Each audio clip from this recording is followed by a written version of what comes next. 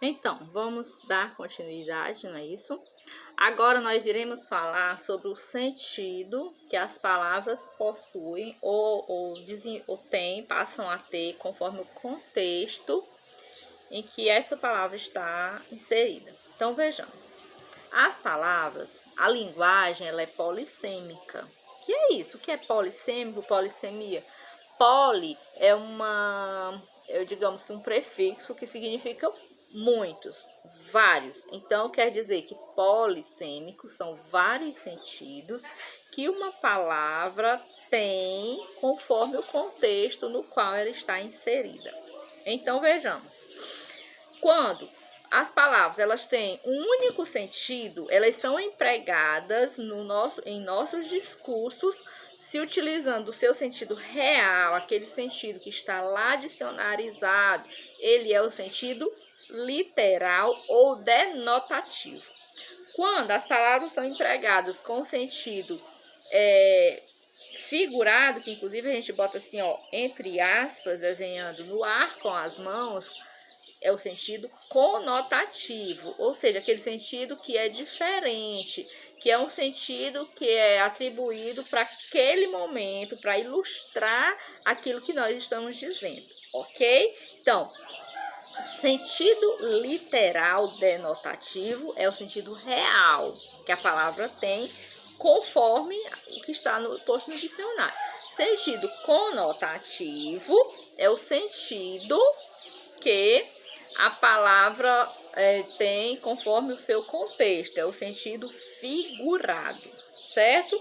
Então, é um sentido particular que a palavra passa a ter, a desempenhar, tá certo? Então, nós não podemos esquecer, sentido literal é o sentido denotativo, sentido conotativo é o sentido particular, conforme o contexto no qual a palavra foi empregada. Então, onde é que se manifesta as palavras no sentido conotativo? É exatamente quando nós vamos falar, quando nós estamos falando e escrevendo. Vejam só, muitas vezes quando nós estamos viajando nas estradas da vida, nós encontramos aqueles carros, caminhões, não é isso? E no para-choque traseiro de caminhão, eu já cheguei a ver. Aqui viajam 12 pneus cheios e um coração vazio, né? Coração, o órgão aqui dentro é vazio? É desse lado, o coração? Um órgão que é vazio, não, nós sabemos que o coração é um órgão que bombeia sangue, que distribui para o nosso corpo, que faz com que tudo funcione, não é isso? Ele não é vazio. Mas no momento em que ele foi empregado aqui, fazendo essa comparação com 12 pneus, 12 pneus cheios e um coração vazio. Então, a ideia aí não é nem o desempenhar da palavra coração, mas a palavra, o contraste entre cheio e vazio. O que eu estou querendo dizer? Quando nós vamos utilizar do sentido conotativo das palavras, nós vamos estar empregando figuras de linguagem. Bom, as figuras de linguagem, elas são diversas, muitas, tá? Então, as figuras de linguagem, elas vão se dividir em grupos, tá?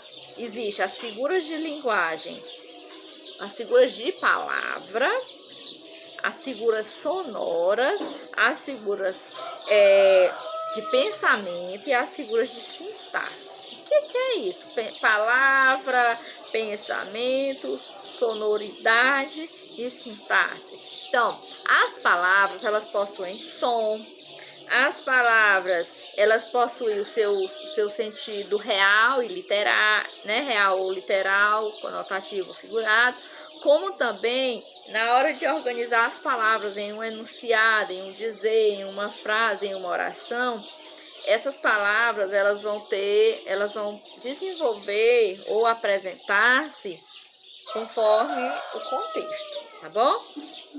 Então vejamos. Nesse agrupamento que se faz das figuras de linguagem, tá bom? Nós vamos estudar hoje o grupo 1, que é o grupo das figuras de palavra. O que é isso? O que são as figuras de palavra?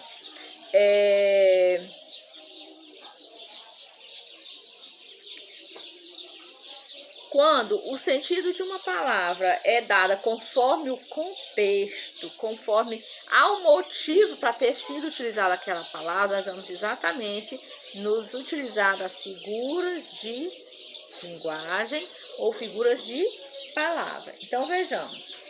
O grupo é constituído por figuras que têm a sua força expressiva e centrada no sentido contextual. Tem uma justificativa, tem uma explicação, tem um porquê de ter se usado ou se escolhido aquela palavra. E as frases adquirem quando participam da constituição dos textos, né? Essas palavras, essas expressões vão ter um sentido particular. Então vejamos, a primeira figura de palavra que nós vamos estudar é a figura comparação. O que é uma comparação? Comparação é uma figura de linguagem onde ela é utilizada no seu dizer, no seu enunciado, há palavras comparativas como a palavra como, tal qual, tem a expressão que nós vamos poder fazer essa comparação mesmo. Então, vejamos. Comparação consiste em estabelecer entre dois seres ou fatos uma relação de semelhança, atribuindo a um deles características presentes no outro. Então, vejamos. Um exemplo.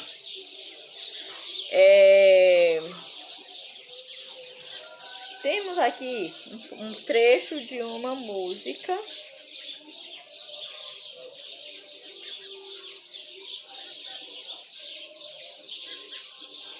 Então, diz o quê? Eu estava muito angustiado quando você entrou na minha vida.